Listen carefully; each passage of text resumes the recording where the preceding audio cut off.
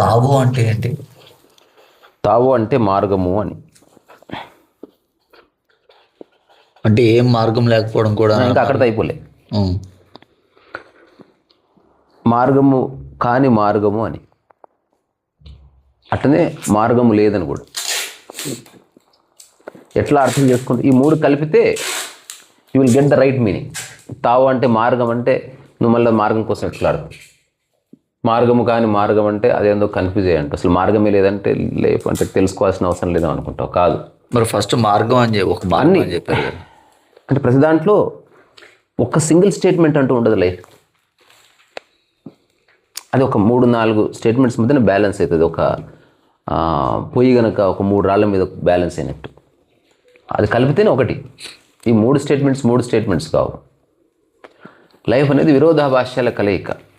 అంటే ఏం చెప్తారు? Life is full of contradiction. అంటే ఏం అక్కర్లేదు అంటాడు ఒక యోగి, అదొక స్టేట్మెంట్. అరే కమండలం ఎక్కడరా అంటాడు మళ్ళీ. మరి అదెందుకు? నాకేం అక్కర్లేదు, జీవితానికి ఏం అక్కర్లేదు. ఏమ్మా భోజనం రెడీ అయిందా అంటాడు. ఏం అక్కర్లేదు మళ్ళీ భోజనం కడుతున్నావు అంటే కొంత కావాలి, కొంత వద్దు. ఏది కావాలి, ఏది వద్దు. ఏది ఎంత కావాలి, ఏది ఎందుకు వద్దు. కోరుకుంటున్నా అంతర్గతంగా ఉన్న భావన ఏమిటి? ఇట్లాంటి రకరకాల విషయాల పట్ల అన్వేషించినప్పుడు ఒక కంక్లూజన్ వస్తుంది. ఆ కంక్లూజన్ ఇನ್ನು ప్రశాంతం వస్తుంది. సో తావో అన్నది తావో తేచింగ్ అనే పదం నుంచి వచ్చింది. లావొచ్చు సృష్టి. తావో తేచింగ్ అనేది ఒక మార్గము అని. అంటే ఎట్లయితే ఇప్పుడు ఉపదేశారం రమణ మహర్షి నుంచి బయటకు వచ్చిందో అలా తావో అన్నది లావొచ్చు నుంచి బయటకు వచ్చింది. అంటే తను ఏం చెప్పండి అసలు తావు? అదొక పోయిటిక్ ఎక్స్ప్రెషన్ ఆఫ్ లైఫ్. దాంట్లో ఫస్ట్ చదివినప్పుడు ఏమి అర్థం కాదు. దాని ఫస్ట్ స్టాంజానే చాలా దిమ్మదిరిగే స్టాంజా. ఫస్ట్ స్టాంజా దాని ఊరికి ఒకసారి చూద్దాం. బుక్ అక్కడ ఉంది, ఇందాక 2 పేజీలు చదివిన కానీ అది చదవద్దు.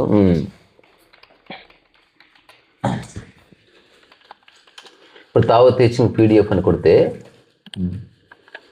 చెంగు చెంగున గంతులు వేయండి. చాలామంది ఇప్పుడు నేను దీన్ని తెలుగులో రాస్తున్నాను. ఆల్రెడీ అయిపోయింది రాయడం, ఎప్పుడైనా ప్రింట్ చేయొచ్చు. ఇప్పుడు ఇందులో ఫస్ట్ది ఒకవేళ మనం క్లిక్ చేస్తే ఇందులో మొత్తం 86 స్టాంజెస్ ఉన్నాయి. ఎన్ని ఉన్నాయి? 86. ఈ లావొచ్చు ఫస్ట్ స్టేట్మెంట్లోనే కన్ఫ్యూజ్ చేసేసింది మానవ జాతిని. ఎందుకంటే సత్యం చెప్పిండు అంతే. తావో గురించి బుక్ రాస్తూ ఏదైతే రాయబడుతుందో తావో కాదన్నాడు. తావో గురించి చెప్పమంటే ఏదైతే చెప్పబడుతుందో అది తావో కాదన్నాడు అని గంటసేపు చెప్పిండు.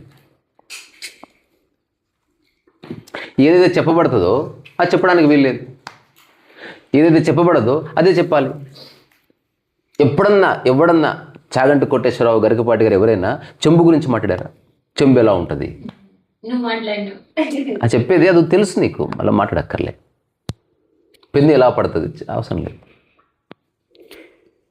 కానీ జీవితం గురించి ఎందుకు మాట్లాడారు? ఎంత చెప్పినా ఎదుటి వ్యక్తికి చెప్పడము సాధ్యము కాదు కనుక చెప్పబడుతుంది.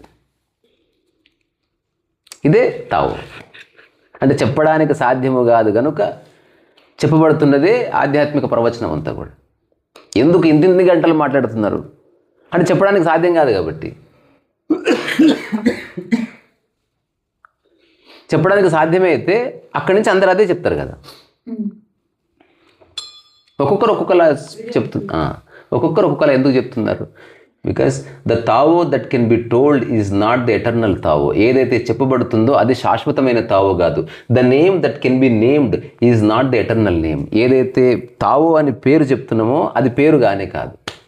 The unnameable is the eternally reality.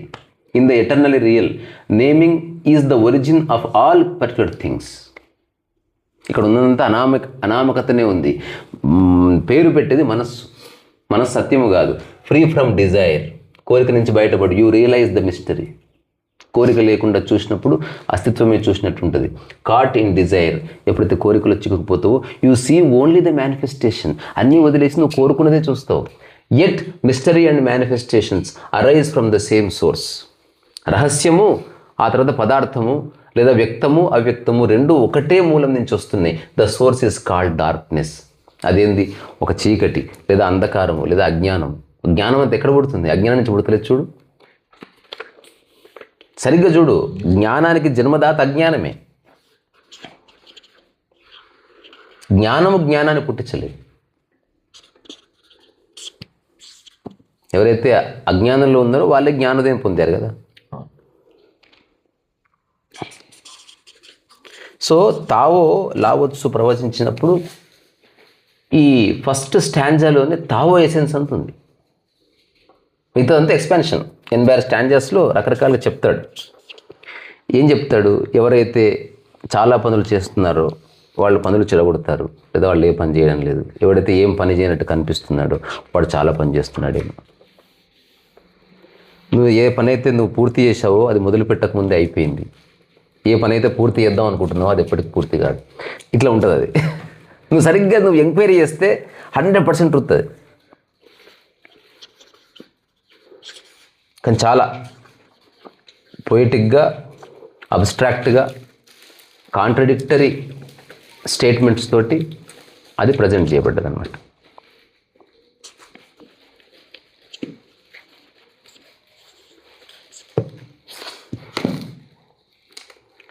So ఇప్పుడు మనం అనుకున్న 3 స్టేట్మెంట్ దగ్గర వద్దాం. తావు అంటే మార్గమని, మార్గము కాని మార్గమని, ఏ మార్గము లేదని. ఈ 3 ఒకటే. ఏ మార్గము లేదంటే మార్గము లేదని కాదు, వేరే వాళ్ళు చెప్పింది కాదు, అది నీలో పుట్టాలని. ఇప్పుడు ఎలా పడుకోవాలో నాకు తెలియకుండా ఎలా తెలుస్తుంది. ఎలా పడుకోవాలో, ఎలా ప్రశాంతంగా కూర్చోవాలో నీకు ఎవరైనా చెప్పారా? ఏదైనా పుస్తకంలో చూసావా? మరి ఎట్లా తెలిసింది నీకు? కింద పడకుండా బ్యాలెన్స్ అవుతుంది కూర్చుంటే. అది నీ మార్గం అన్నమాట. అది నీ తావు. అంటే ఎలా పడుకోవాలో ఈ ప్రపంచంలో ఎవరు చెప్పకపోయినా you found a perfect pose to sleep. అట్లాగే ఎలా కూర్చుంటే బాగుందో you found your perfect sitting posture. ఇట్లా కూర్చున్నావు, ఇట్లా కూర్చున్నావు, ఇట్లా కూర్చుని, ఇట్లా కూర్చుని, ఇట్లా ఇట్లా ఫైనల్గా ఒకటి ఇట్లా కూర్చున్నాడు, అది వాడి పర్ఫెక్ట్ పోజ్. ఒకటి ఇట్లా కూర్చున్నాడు, రెండో మనిషి ఇట్లా కూర్చుంటాడు, లేదు ఇట్లా కూర్చుంటాడు, పర్ఫెక్ట్ పోజ్. అయ్యప్ప స్వామి ఇట్లా కూర్చుంటాడు, పర్ఫెక్ట్ పోజ్. ఓషో కుర్చీలో కూర్చొని ఇట్లా కూర్చున్నాడు, పర్ఫెక్ట్ పోజ్. రామకృష్ణ పరమహంస చాలా వదులుగా ఇట్లా కూర్చొని, ఇట్లా అట్లా కూర్చొని, పర్ఫెక్ట్ పోజ్.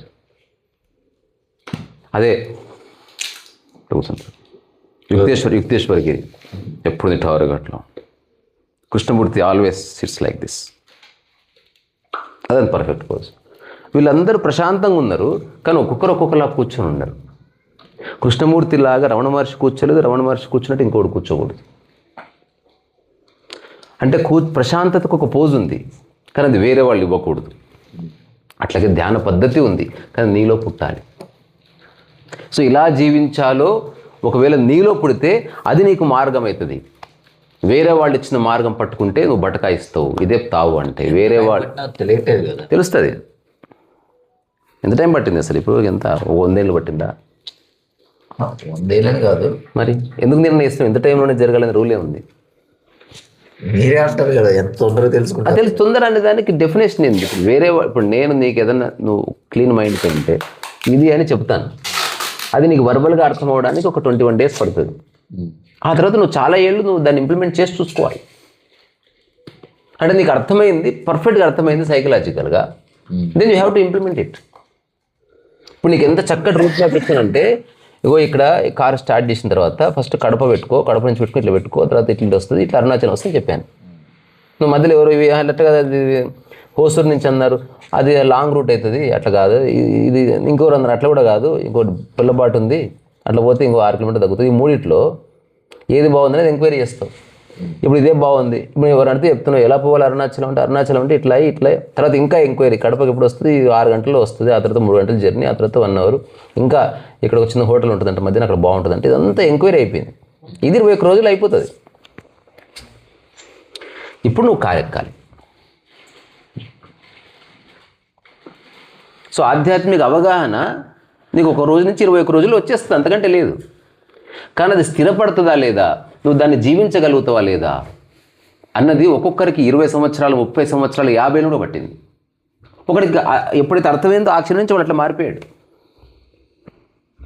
ఇప్పుడు అనవసరమైంది నీకు అవసరం లేనిది ఉపయోగించుకోకు, అవసరం లేదు వదిలేయంటే ఇట్లా వదిలేస్తాను.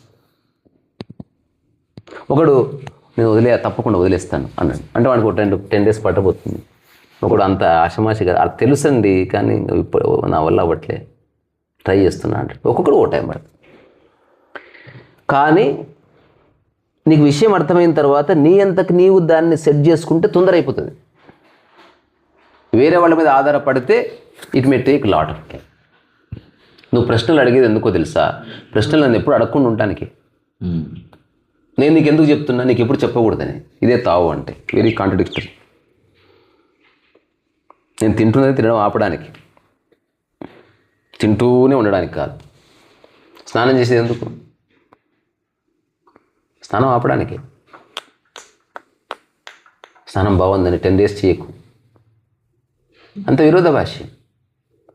వావ్ సముద్రం ఎంత బాగుంది, ఎందుకు పోతున్నా తెలుసా, తొందర వచ్చాడు బ్రేక్ అయితేనే మళ్ళీ కంటిన్యూ అవుతుంది. బ్రేక్ అక్కడే అంటే 100% మనం దానికి ఇంపార్టెన్స్ ఇచ్చిన రోజు అది బ్రేక్ అవ్వదు.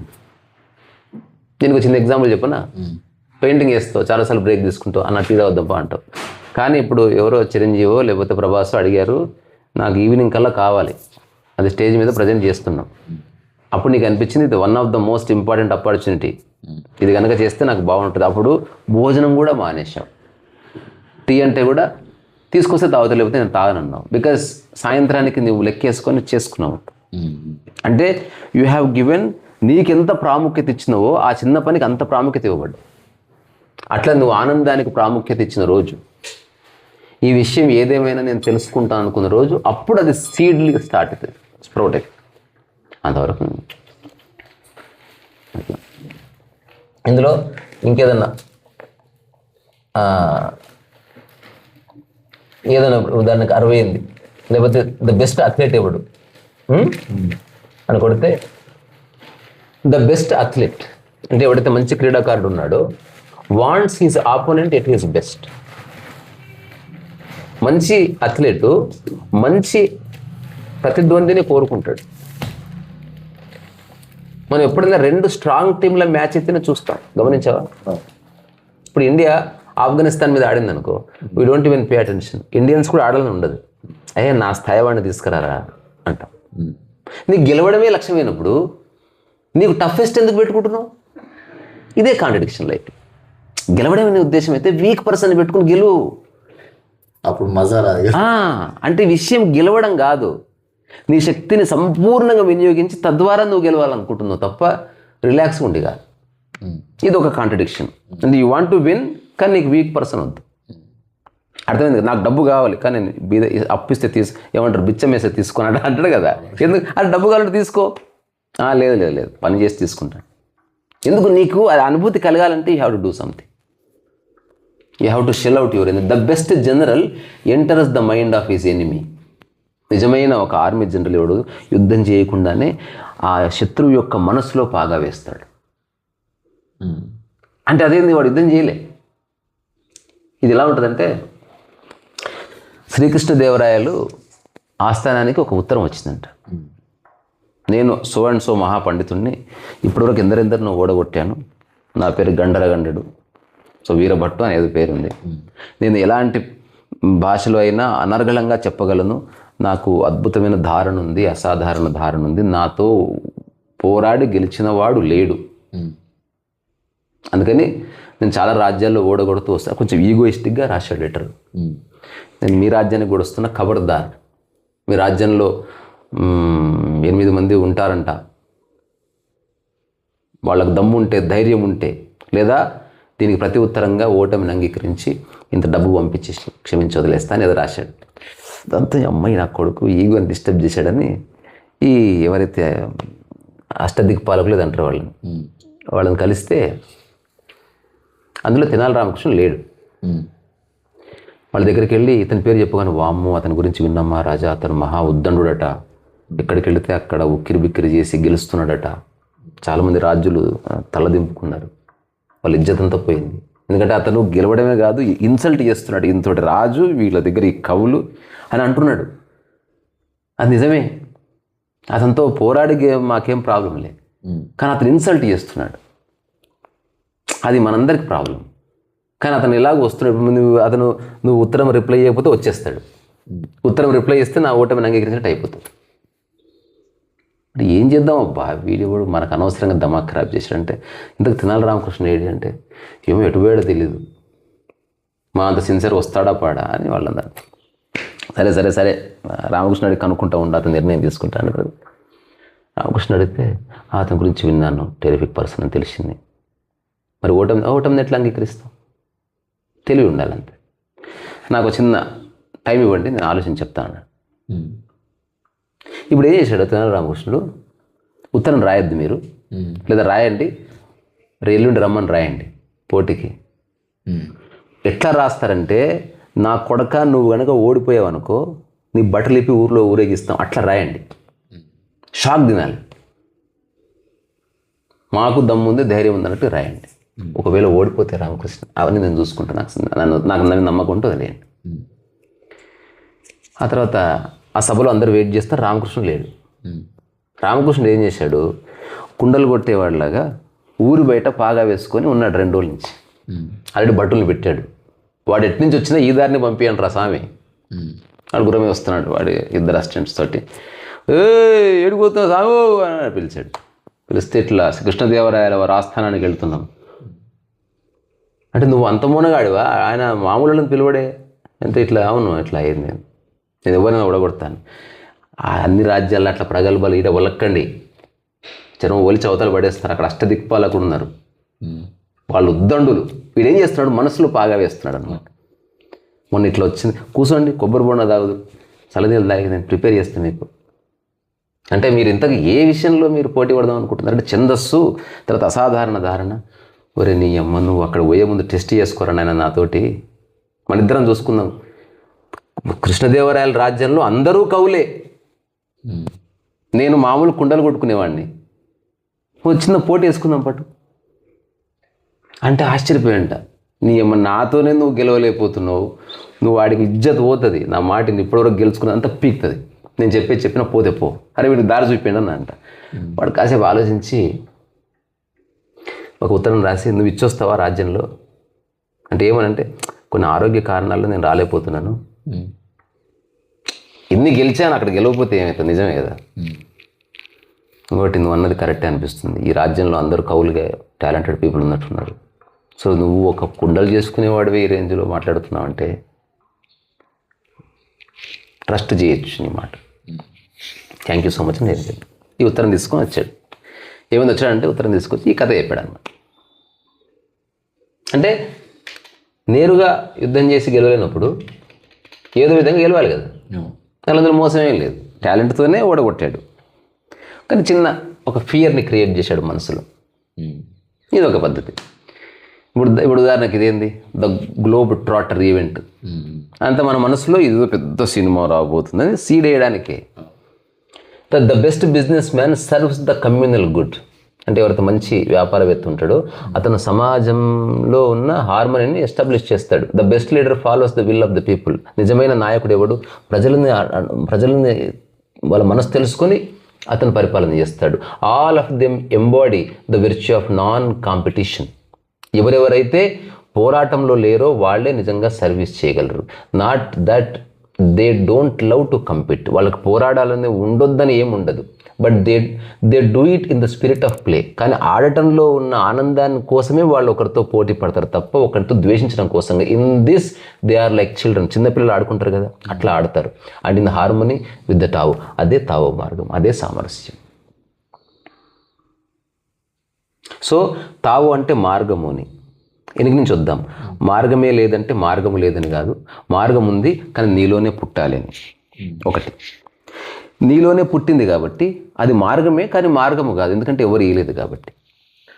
అందరికీ అది పుడుతుందా? అందరికి పుడుతుంది, కానీ నువ్వు సమయం ఇస్తలేవు. ఎందుకంటే మనిషికి నమ్మడం అలవాటు అయిపోయింది. నమ్మడం అంటే నిన్ను నువ్వు అమ్మడమే. డోంట్ బిలీవ్ ఇన్ ఎనీథింగ్, కాసి వెయిట్ చేయి, కూర్చు ఫరక్ నే పడతా. అసలు ఒక 5-6 ఏళ్ల వయసులో అక్కడి నుంచి 15-20 సంవత్సరాల వయసు వరకు ఇంత బాగున్నావు, ఇప్పుడు ఎందుకు డిస్టర్బ్ అవుతున్నావు అనే దాన్ని కొంచెం ఎంక్వైరీ చేస్తే తెలిసిపోతుంది. అప్పుడు మనసులో ఏమీ లేవు, ఇప్పుడు మనసులో చాలా వచ్చాయి. అప్పుడు భేదభావం ద్వేషం లేవు, వచ్చింది. అప్పుడు డబ్బు ఆలోచన లేదు, ఇప్పుడు వచ్చింది. అప్పుడు సెక్స్ లేదు, ఇప్పుడు వచ్చింది. అప్పుడు గెలవాలన్న తాపత్రం లేదు, ఇప్పుడు వచ్చింది. అందుకే లైఫ్ అనేది నీకు రుచించడంలే. ఒకసారి అవి తీసేసి చూడు ప్లేఫుల్గా. నువ్వు ఎక్కడ చూసినా కాంట్రడిక్షన్సే ఉంటాయి తావాలి. ఇంకేదైనా ఒక్క పోయింది చూద్దాం. Not knowing is true knowledge. అంటే తెలుసుకోకపోవడం నిజమైన జ్ఞానం. Presuming to know is disease. నాకు తెలుసు అనుకోవడం ఒక వ్యాధి. First realise that you are sick, then you can move towards health. అంటే నువ్వు అనారోగ్యం అని తెలిస్తేనే ఆరోగ్యం వైపు వెళ్తావు. నీకు అజ్ఞానం ఉందని తెలిసి జ్ఞానోదయం కోసం ట్రై చేస్తున్నావు అంటే నీకు అజ్ఞానం ఉందని మాటికి ఒప్పుకుంటుందంటే కదా. నాకు ఆనందం కావాలంటే నువ్వు ఆనందం లేవనే కదా. The master is her own physician. She has healed herself of all knowing, thus she is truly whole. అంటే ఎవరి మీద ఆధారపడకుండా తనను తాను ఎవడైతే క్లీన్ చేసుకుంటాడో, తాను సరి చేసుకుంటాడో వాడే పూర్తి స్వేచ్ఛలో జీవితాన్ని జీవిస్తాడు. అతనే సంపూర్ణంగా ఉన్నట్టు. నువ్వు డిపెండ్ అయినంత వరకు అసంపూర్ణమే కదా ఏ విషయం గురించి. ఇప్పుడు నీ యూట్యూబ్ ఛానల్ ఉంది, నన్ను చూడడం వల్ల చాలామందికి స్ఫురణ వచ్చింది. ఎవరు అక్కర్లే, కెమెరామెన్ అక్కర్లే, ఎడిటర్ అక్కర్లే. చూడు ఎన్ని పడిపోయినాయి నీవే అన్నీ. తద్వారా ఏది ప్రజెంట్ చేసినా పరిపూర్ణంగానే ప్రజెంట్ చేయబడుతుంది. అట్లా కాకుండా వేరే వాడు చేస్తే ఎక్కువనో తక్కువనో ప్రజెంట్ చేయబడుతుంది. అది ఎప్పుడు పరిపూర్ణంగా ఉండదు. Sometimes it is more than beautiful, sometime it is less than beautiful. చాలా బాగుంది 2 రోజు, ఈరోజు అంత బాగాలేదు. అది నువ్వే చేసినావు బాగుంది లేదు, బాగాలేదు, ఉంది అంతే.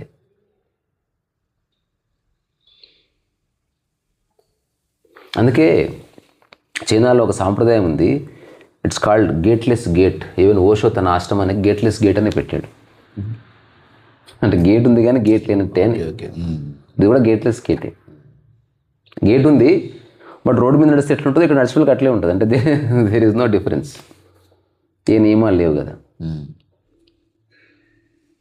అందుకని ఏం చేయాలి, చిన్న చిన్న పద్ధతులు పాటిస్తే లైఫ్ చాలా బాగుంటుంది. ఏదన్నా ఒక చిన్న మార్కర్ పెన్ తీసుకొని ఒక చిన్న బాక్స్ తీసుకోవాలి. అప్పుడప్పుడు ఎప్పుడు ఆ బాక్స్లోకి వచ్చినా ఒక 10 నిమిషాలు నిశ్శబ్దంగా కూర్చోవాలి. ఇది అలవాటు చేసుకోవాలి. ఇంట్లో ఎవరైతే ఉన్నారో ఒక చిన్న కార్నర్ క్రియేట్ చేసుకోవాలి, దానికి ఒక బ్లాక్ గీత గీసుకో. ఎవరు డిస్కస్ చేసినా ఆ బాక్స్లో డిస్కస్ చేసుకోవాలి. ఎందుకు? దానివల్ల నీకు తెలుస్తుంది ఎక్కడ డిస్కస్. ఇప్పుడు నీకు కోపం వచ్చింది, ఆ బాక్స్ నిలబడ్డపోయి టైసన్ వస్తారు రా, నువ్వు అక్కడికే వస్తావు. తద్వారా మిగతా వాళ్ళకి డిస్టర్బెన్స్ ఉండదు. నువ్వు కియాస్లో కూడా ఆర్డర్ క్రియేట్ చేస్తున్నావు అని. ఓకే. ఇప్పుడు ఉదాహరణకి మనం ఇడిచిన బట్టలన్నీ ఒక డబ్బాలో వేస్తాం కదా, ఎందుకు వేయాలి? ఎక్కడ పడితే అక్కడ వేయచ్చు కదా. అట్లా కూడా మనం కూడా ప్రకృతి ఇచ్చిన బట్టలమే, ఎక్కడ పడితే అక్కడ ఉంటే ఎట్లా? దానికి ఒక ప్లేస్ ఇస్తే బాగుంటుంది. ఇవన్నీ అబ్జర్వేషన్స్ లైఫ్ని ఇంకాస్త సింప్లిఫై చేసుకోవడానికి దోహదపడతాయి.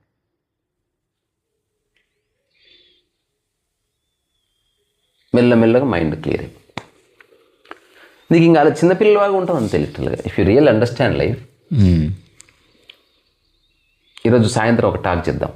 ఓకే. నిన్న వైజాగ్లో జరిగిన ఒక చిన్న కాన్వర్జేషన్ ఏంటంటే, ఏదైనా బాగాలేదంటే అది బాగాలేదని కాదు, నీకు బాగాలేదని. అన్నీ బాగానే ఉన్నాయని ఒక వారం రోజులు బతికి చూడు. అవును. అప్పుడు మైండ్ ఎట్లా ఉంటుంది? వచ్చింది అబ్జర్వేషన్, అన్నీ బాగానే ఉంది, నువ్వు పక్కకు జరుగు, అంత బాగానే ఉంది. ఆ దృష్టితో ఒకసారి చూడు. నోబడిగా ఉండి అనుభవించంత. నువ్వు అనవసరంగా మధ్యన దూరి ఇది బాగుంది అది బాగుంది అని చెప్పడం ఎందుకు, ఎవడనంటే ఫీల్ అవ్వడం ఎందుకు? నీ బోర్డు సలహాలు ఎవడగా ఉన్నాడు? నీకు బాగుందని నీకు తెలిస్తే నువ్వెందుకు చేయవు? ఇప్పుడు సినిమా ఎలా తీయాలో ఈ విధవులకు తెలిస్తే వీళ్ళు ఎందుకు తీయరు? సినిమా తీయమని చూద్దాం. దాంట్లో ఆవింది కూడా తీయలేరు. ఏదో ఊరికే నోరు ఉంది కదా, తిన్నారు కదా, ఆ శక్తి ఉంది కదా, ఏదో ఒకటి మాట్లాడాలి కదా అని మాట్లాడతారు.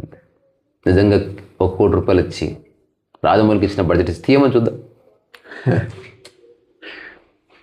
దాంట్లో ఎంటిక కూడా తెలియరు.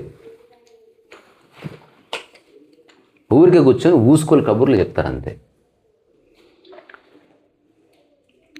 అందుకని ఎవరైతే ఆచరిస్తున్నాడో వాడు ఎప్పుడు క్రిటిసైజ్ చేయడు.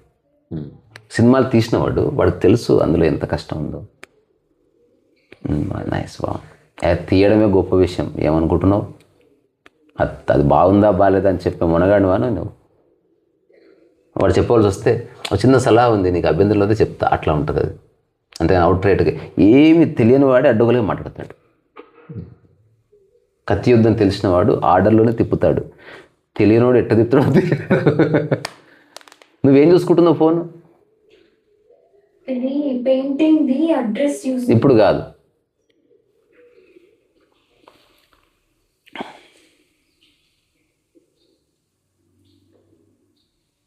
బ్రహ్మానందం చెప్పిన ఒక జోక్ గుర్తొచ్చింది. అంటే సబ్జెక్ట్ కాదు కానీ, ఒక సభకి వెళ్ళారంట.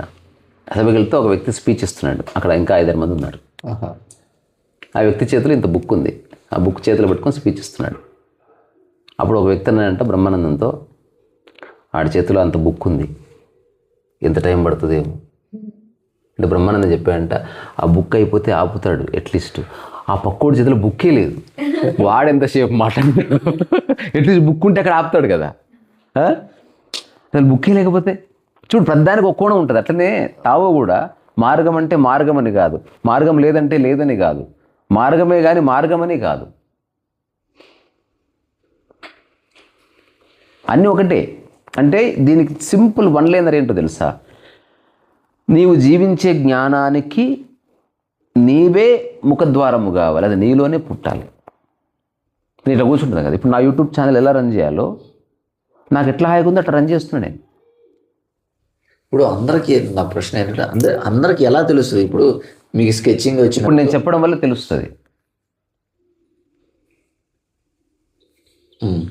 ఆల్రెడీ చాలామంది తెలుసుకుంటున్నారు. అదే ఎవరో ఒకరు చెప్పేవాళ్ళు ఉండాలి కదా. చెప్పేవాడు సత్యం చెప్తే తెలుసుకుంటారు, అబద్ధం చెప్తే అబద్ధాన్ని తెలుసుకుంటారు. వాళ్ళకి తెలియదు కదా, అందుకే నేను సత్యం చెప్తున్నా. సత్యం చెప్తే ఏమైతే లిబరేషన్, అబద్ధం చెప్తే బంధం స్టార్ట్ అవుతుంది. ఇప్పుడు గురువు అబద్ధం చెప్తున్నాడా, సత్యాన్ని పలుచన చేస్తే ఎట్ట తెలుస్తుంది? గురువు పట్ల ఆరాధనాభావము, గురువుని చూస్తే ఎమోషన్ వచ్చింది, అక్కడ ఏదో నాన్సెన్స్ జరుగుతుందని అర్థం. గురువుని తన ఎడమ చేయిని చూసినట్టు చూసిన రోజు విత్ రెస్పెక్ట్, నీ వాడేదో సత్యమే చెప్పుంటాడు. చెప్పే వ్యక్తి, ఎదుటి వ్యక్తి వినేవాడికి తెలియదు కాబట్టి వాడు ఎవరు చెప్పినా వింటాడు పాపం. కానీ చెప్పే వ్యక్తికి నిబద్ధత ఉండాలి. నిన్న జరిగింది అదే. హోటల్లో ఎవరో వచ్చి, అదే చాలా ప్రాపర్టీ ఉంది మాకు, మీ ఆధ్యాత్మిక కార్యక్రమాలకి వైజాగ్లో ఒక సెంటర్ ఏమైనా పెట్టాలనుకుంటే వీ రెడీ టు స్పాన్సర్. ఎంత మంచి ఆఫర్. కానీ నన్ను నాశనం చేయడానికి వచ్చాడు చూసావా. నేనన్నా చాలా ఆశ్రమాలు ఉన్నాయి, అక్కడికి వెళ్ళండి. నేను ఆధ్యాత్మికతను స్ప్రెడ్ చేస్తే మీకేం వస్తుంది? మీరు నన్ను కలిసింది మన ఇద్దరం కలిసి చేయడానికి కాదు, మీ పని మీరు చేసుకోవడానికి లిబరేట్ అయిపోయి. అందుకని నాకు అక్కర్లేదు. రెండోది, ఇప్పుడు ఒక హోటల్ లాబీలో కూర్చొని మాట్లాడుతున్నా, ఇది మనది కాదని ఎట్లా తెలుసు నీకు? నేను ఎంత బాగా కూర్చున్నా చూడు, నాదే ఇది. ఎక్కడ కూర్చుంటే అక్కడ నా బీచ్ అంతా నాదే. జస్ట్ నేను సొంతం చేసుకోకుండా అద్భుతంగా వాడుకు దొబ్బుతా అంతే. దాని మీద నాకేం అథారిటీ లేదు, బట్ ఐ ఎంజాయ్ ఇట్. కానీ మనదే మనం క్రియేట్ చేసుకొని, మన పీఠం మనం క్రియేట్ చేసుకొని, మన దిమ్మె మనం క్రియేట్ చేసుకొని, ఏంది అది న్యూసెన్స్? అది you are limiting yourself అంతే. అందుకని అతనికి చేతులు జోడించి చెప్పాను, మీ డబ్బులు మీ దగ్గర పెట్టుకోండి, నాకు వద్దు. అది వద్దంటే నాకొద్దు, వేరే వాళ్ళకి ఇష్టం. ఒకవేళ అట్లాంటి కార్యక్రమాలు ఏమైనా చేస్తేనే ఆధ్యాత్మికత అని మీరు అనుకుంటే please go head and do it. నేను ఒకవేళ ఉంటే మీ యొక్క మనస్సు బారింద నుంచి మిమ్మల్ని తప్పించే ప్రయత్నం చేస్తున్నాను. అది అర్థమైతే మీరు ఆ స్థితి నుంచి ఏమన్నా చేదురు, కానీ మీరు చేయండి. ఇప్పుడు నేను చెప్పింది మీకు అర్థమైంది, అప్పుడు నేను చెప్పిన విషయం మీలో ఉంది కాబట్టి మీరు అదే, మీరు ఆశ్రమం పెట్టుకోండి. నాతోనేం పని? దానికి నా ముఖ చిత్రం ఎందుకు? సత్యానికి ఫేస్ ఎందుకు? అవసరం లేదు.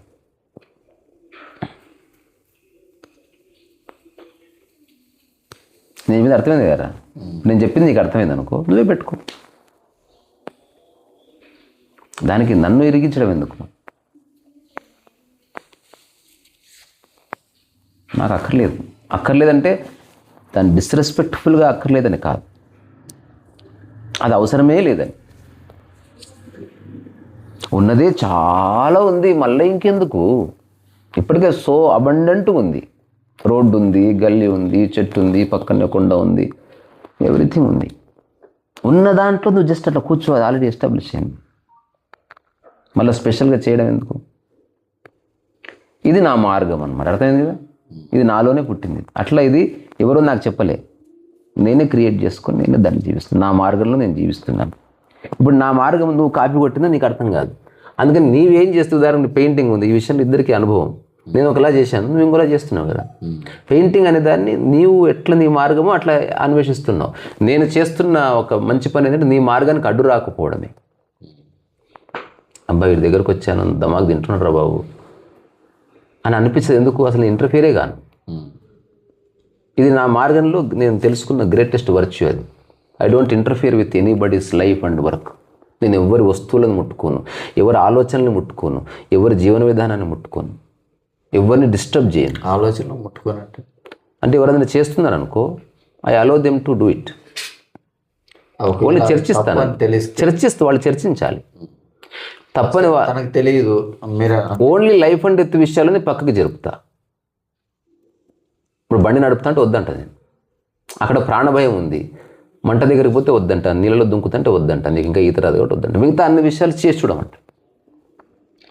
మనకి రిస్క్ లేనంత. ఎక్కడైతే ప్రాణమే పోతుందో అక్కడ ఎవడన్నా పక్కకి జరపాల్సిందే. అక్కడ ఆ విషయంలో వద్దన్న దౌడ బలగొట్టి పక్కకి జరపవలసిందే. అక్కడ ఎంటర్టైన్మెంట్ కుదరదు. మరి డబ్బు విషయానికి వచ్చినప్పుడు డబ్బు లాస్ అయ్యా, అది అనుభవం వల్ల తెలుస్తుంది. అక్కడ అనుభవించడానికి ఒక స్కోప్ ఉంది. అంటే మరి ఇప్పుడు నువ్వు కానీ నా బిడ్డ కానీ 50 కోట్లు అప్పు తెప్పండి, మీకు అంత సీనే లేదు. ఇప్పుడు నేను అనుకో, నాకున్న కెపాసిటీకి 5 కోట్ల వరకు తీసుకురాగలను సాయంత్రం వరకే. ఒక 10 మంది ఎందుకు ఏమిటని అడగకుండా, కానీ 5 కోట్లు కాబట్టి అడుగుతారు. ఇల్లు తాకట్టు పెడతావా, నీ తల తాకట్టు అడుగుతారు. నేను సరే అంటాను, తర్వాత సంగతి డబ్బులు అయితే వస్తాయి. కానీ మనం వస్తే ఏం చేయాలో తెలియాలి కదా. అది ఏం లేకుండా పనిచేస్తే అనంతంగా జరుగుతుందిరా. నాకు అర్థమైంది చెప్తా. అందుకని ఏ పంచాయతీలు పెట్టుకోవట్లేదు. ఇది నా మార్గం, ఇది నా తావు. ఇప్పుడు ఇట్లా కూర్చొని చూసినా, ఇది నా తావు పోజ్ అనమాట. ఎవరు తావో తావు అంటే నీదే, నీలో పుట్టింది, అది నీ మార్గము. మార్గము నీలోనే పుట్టింది కాబట్టి అది మార్గము కాని మార్గము. ఎవరు గైడ్ చేయట్లేదు కాబట్టి పద్ధతి అక్కర్లేదంటే పద్ధతి అక్కర్లేదని కాదు, నీ పద్ధతి అక్కర్లేదని. ఇప్పుడు మీ పద్ధతి చాలా మందికి యూజ్ అవుతుంది కదా. వాళ్ళు ఆచరించితే అది వాళ్ళదే, ఇంకా నాది కాదు. అదే ఇప్పుడు నేను టమాటా పప్పు చారు చేసింది, ఎట్లా చేసినావు బెట్ట అన్న. నేను నేర్పించను, నీకు ఎప్పుడు కావాలంటే అప్పుడు చారు చేపిస్తాను అనుకో. అప్పుడు నేను బానిస స్టార్ట్. అమ్మ చారు చేసి పెట్టి తల్లి అంటే, ఈరోజు కాదు రేపు అంటే ఎదురు చూసుకుంటూ కూర్చోవాలి.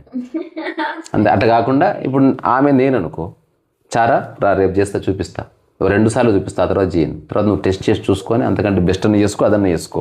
అట్లా ఒక 10 సార్లు చేస్తే తనకు వచ్చింది అనుకో, అప్పుడు అది తనదే, నాదెట్లే. అప్పుడు నా పేరుతో ఏం సంబంధం లేదు. అప్పుడు ఓన్లీ కృతజ్ఞతాపూర్వకంగా మొట్టమొదటిసారి ఇది నాకు నేర్పించిన వ్యక్తి అతను. కానీ ఆ తర్వాత నేనే సాధన చేసి నేను దాన్ని సొంతం చేసుకొని ఇప్పుడు అతను చేసిన దానికంటే 20 వెరైటీస్ చేయగలను. కానీ ఆ స్ఫూర్తి అతను ఇచ్చాడు, ఆ గౌరవం చాలు. సో ఓవరాల్గా తావు అంటే ఏంది అనేది ఇంగ్లీష్లో ఒకసారి వెతికి అక్కడి నుంచి మనం తావు టాక్ ముగిద్దాం.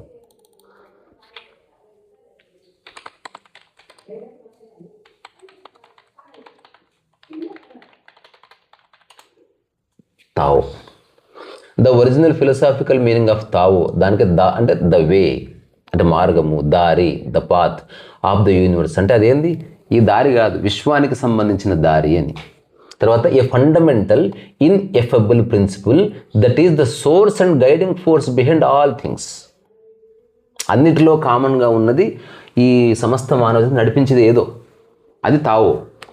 It is the natural underlying order of reality that governs all phenomena and can be understood by living in harmony with it, not by defining it. నువ్వు ఒక నదీ ప్రవాహం ఇట్లా పోతా ఉంది, దాంట్లో ఒక ఆకు ఇసిరేసినావు అనుకో, పడ్డ మరుక్షణమే నదీ ప్రవాహంతో పాటు వెళ్ళిపోతుంది. దట్ ఈస్ తావు. అది కొత్త మార్గాన్ని క్రియేట్ చేసుకోవట్లే, ఉన్నదాన్ని అర్థం చేసుకొని దాంట్లో ఒదిగిపోయి వెళ్ళిపోతుంది. అందుకే అంటారు కదా, మార్కెట్ పల్స్ని బట్టి బిజినెస్ చేయి. ట్రెండింగ్ టాపిక్స్ ఏంది, శబరిమల ఇప్పుడు ట్రెండింగ్ నడుస్తే దాన్ని అదే వీడియో చేయి. అట్లా నువ్వు పోయే దాంట్లో నువ్వు ఫ్లవర్ అయ్యి అంతే, నువ్వు కొత్తవి చేయకు. అంటే అందరు నాలాగా ఉండరు. తర్వాత this involves a life of simplicity, balance. చూడు, this involves a life of simplicity, అత్యంత సహజత్వము.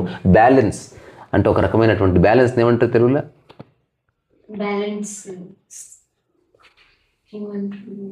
బ్యాలెన్సం అండ్ చూడు, అండ్ ఎఫర్ట్లెస్ యాక్షన్. చూసారా, ఇప్పుడు నా యూట్యూబ్ ఛానల్ అంతా తావోనే, ఎఫర్ట్లెస్ యాక్షన్. చూసి పొద్దున విసు గారు వచ్చారు అక్కడికి. మీరు ఎలా చేస్తారండి వీడియోలు, ఎడిటింగ్ ఎవరు చేస్తారు, ఎంత టైం పడుతుందంటే, ఇప్పుడు ఒకటి చూపిస్తానే చేసి చూపిస్తున్నా. అసలు చేస్తుంటే ఆయన ఆశ్చర్య 2 నిమిషాలు వీడియోలు వచ్చింది, ఆయన ఐప్యాడ్ పెట్టుకుని చూసాం అనమాట. చూపిస్తాం మీకు అది. అంటే అంత సింపుల్ అనుకుంటే సింప్లిఫై. ఇది చిన్న పోయిటరీ చదివి చూడు, రాబేట. ఉన్మత్త తాండవం, అంతరాలయ శూన్య గర్జనకు అలుపు లేకుండా ఉంది. నిశ్శబ్ద వలయాలకు మలుపులు లేవు. లోగుహ సౌందర్యం సృష్టికి అందనది. ఏకాంత వృక్షం వట్టితనంతో విరమూసు. అక్కడికక్కడ చేసిందే, ఏం స్టూడియో కాదు, పాడు కాదు. స్వరూప కాంతి అనంత పారవశ్యంతో ఏకమై ఉంది. తీక్షణ తరంగములు ఆవిర్భావం ప్రశ్నిస్తూనే ఉన్నాయి. తుదిలేని తనంతో మరి ప్రశ్నలలో పారవశ్యం బలికొడుతుంది. ప్రభు, ప్రసన్నత సరోవరానికి అలజడులు లేక ఆద్యంతం స్తంభనకు లోనవుతుంది. రణం లేని అరణ్య మాధుర్యం మదిగది తలంపులకెన్నడూ మరణ శాసనమే. శూన్యంలో స్పర్శ లేదు, ఆనందం ఇమేజ్ అంతే. ఎరుకకు అరమరికలు లేవు. మౌన పరిమళాలు ఆస్వాదించేది మౌనం మాత్రమే. ఏకాంత తత్వం ఎన్నడూ చప్పుడు చేయదు. ప్రసిద్ధమైన దేవి లోకములు శరణుని ఇముడ్చుకోగలిగినది దిక్కుల చుక్కల ఆవరణలో లేదు. పరిణామం చెందకపోవడం అంటే మరణపు మత్తును చాటడమే. వివక్ష లేని తనమే సత్యమైనది, ఉపాద్ఘాతం లేనిది. ప్రస్తావనకు వస్తే స్వచ్ఛతకు కూడా మచ్చను పెట్టగల అగ్రమది కల్పన లేని మహాకల్పం. ప్రభు, ఇంత జరుగుతున్న ఉనికి లేని మహాప్రకాశపు ఆవరణంలో నేనైన అలవోక అమరత్వం దిక్కులు చూస్తున్నా.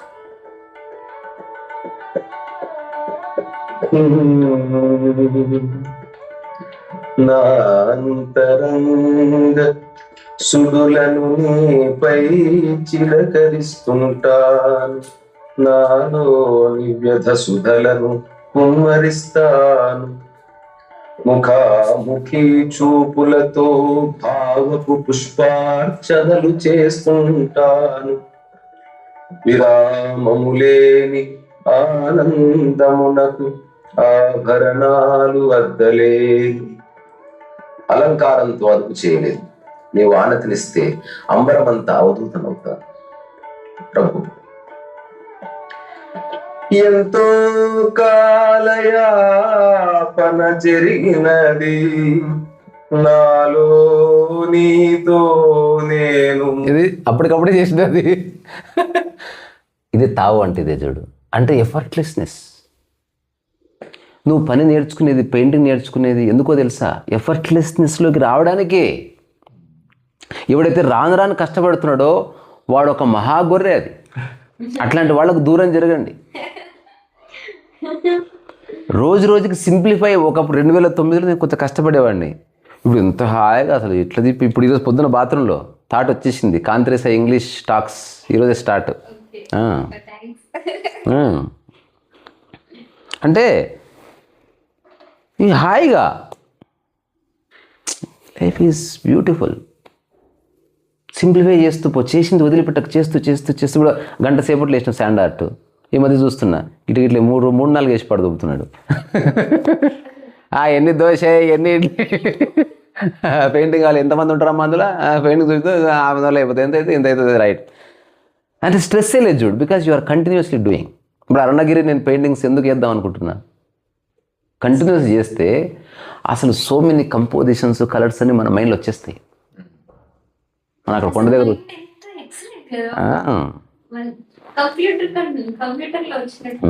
అవును, మనిషి మెదడు కుక్క మెదడుగా రూపాంతరం చెందాలి. కుక్క మెదడు బాగానే ఉంది.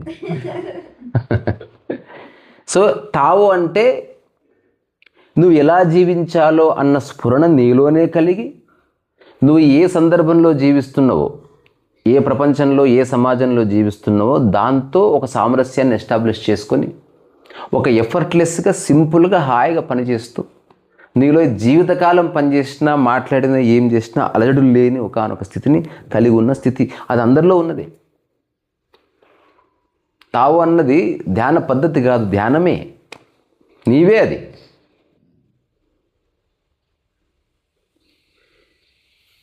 అంటే ఎవరన్నా చెప్పినా కూడా దాన్ని మనం తీసేసుకొని మనం జీవించినప్పుడు అది మనదే అయిపోతుంది.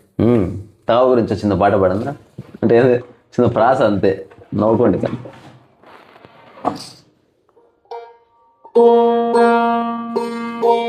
నీవు నాకు ఏమవుతావో తావో, నీవు నాకు ఏమవుతావో తావో, తావో తావో తావో ఏమవుతావో,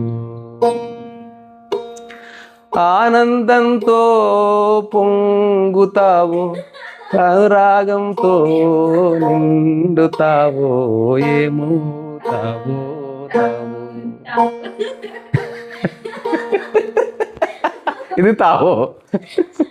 లావచ్చు కనుక ఈ క్షణం ఇక్కడ ఉంటే ఎగిరి గంతులేసి ఛాయ్ తెప్పించుకోడు మనం. ఎందుకంటే ఎవ్వరు అర్థం చేసుకోండి లావచ్చు అని. ఇది నేను ఒక్కడే లావచ్చు వారసుండి నేనే. చీనలు కూడా లేరు, అంటే ప్రవాహం అంటే అందరూ కష్టపడుతున్నారు. అలాగని పెద్ద పీకేం కట్టలు కడతలేరు. జస్ట్ ఇప్పుడు ఆ గ్లోబ్ ట్రాక్టర్ ఏంది అది, స్టూపిడెస్ట్ థింగ్ అది. కానీ ఐ లైక్ ఇట్. ఆ అరేంజ్మెంట్ అంతా చాలా, అంటే నాకు నచ్చదు కానీ చాలా బాగా చేశారు. నేను జీవితంలో అటువైపుకు పోను. అదంతా ఎంత శ్రమ ఎందుకు రా బాబు, అంత సక్సెస్ అయ్యి ఇంకా ఎందుకు నువ్వు ఇంట్లో కూర్చొని జూమ్లో చేయాలి. అది అప్పుడు నీకు పవర్ ఉన్నట్టు. ప్రపంచవ్యాప్తం కనెక్ట్ అయ్యారు. నువ్వు అంత ప్రయత్నం చేసి ఇంత కష్టపడి వీడియో తీసి, అరే బాబు you are missing the life. ఇంత స్ట్రెస్ ఎవరు తీసుకోమన్నారు? రాజమౌళి గారు రోజు రోజుకి ఫ్రీ అయిపోండి, సింపుల్గా ఉన్న రూమ్లో సినిమాలు తీయండి, టేక్ ఇట్ ఈజీ, ఏం కాదు. కథ ముఖ్యం, కథ ముఖ్యం, కథ చెప్దాం. నిజంగా రాజమౌళి లాంటి వాడు నాకు ఒక సినిమా అవకాశం ఇస్తే నేను ఒక 100 వాళ్ళ ఫాదర్లే కానీ అది వేరే కదా. నేను చెప్తున్నా, అరే తేలికపరచు విషయాన్ని. అందరు సెలబ్రిటీలు అట్లా చేస్తేనే సక్సెస్ వస్తారు. అసలు అయితే ఎంత అలసిపోతున్నారు, ఎంత కష్టపడడం. ఇది ఎట్లుందంటే కాదు కాదు కాదు అంటే ఆ థాట్ ప్రాసెస్ ప్రపంచంలో అంత కష్టపడ్డము, ఆ కష్టాన్ని చెప్పుకోవడము, ఆ కష్టానికి సింపతి కోరుకోవడము, అది వాళ్ళు తప్పనట్లే. వద్దురా బాబు ఆ లైఫ్. ప్రపంచంలో అలానే ఉంది. లేదు, అలా ఉందని అనుకోవడం వల్ల అలా ఉంది. మనుషులు కూడా అలానే ఉన్నారు. అంటే ఇప్పుడు హాలీవుడ్ వాళ్ళు అసలు వాళ్ళకేం బుర్రలేదంటవారా? పెద్ద పెద్ద సినిమాలు తీసి ఎప్పుడు ఇటువంటి ఈవెంట్స్ పెడతారా? మన దగ్గర ఏమి చేయాలి, సింపుల్ సినిమా రిలీజ్ చేయి. ఏంది ఈవెంట్, ఏంది ఎంతో కష్టపడి చేసాం. నాకైతే చాలా బాధ అనిపించింది, అంత ఎందుకు కష్టపడుతున్నారు వీళ్ళు సీరియస్లీ. వీళ్ళనెందుకు కష్టపెడతావో తావో. అదంతా ఏమన్నా బ్రాండ్, అది బ్రాండింగ్. అసలు అనామకులుగా మరణిస్తే అన్ని పనులు సినిమా కూడా చేద్దాం మనం. సక్సెస్ లేదు, ఫెయిల్ లేదు, కథ చెప్దాం అంతే. ఏముంది అందులో? అవసరమైతే హీరోయిన్ పేరు ప్రియాంక చోప్రా అని పెడదాం. ఎవరైనా క్యా ఫరక్ పడతా, ఏమవుతుంది? అందరూ మనుషులే కాదా? ఏమో, నాకైతే నా మార్గం నాకు ఇట్లే చెప్తుంది. హాయిగా సక్సెస్ అనేది రిలేటివ్ టర్మ్, ఆనందం రిలేటివ్ టర్మ్ కాదు. ఇంతకుముందు వీడు పక్క జరిగితే రాయి కనిపించింది, రాయి వచ్చింది అనుకున్న బయటికి.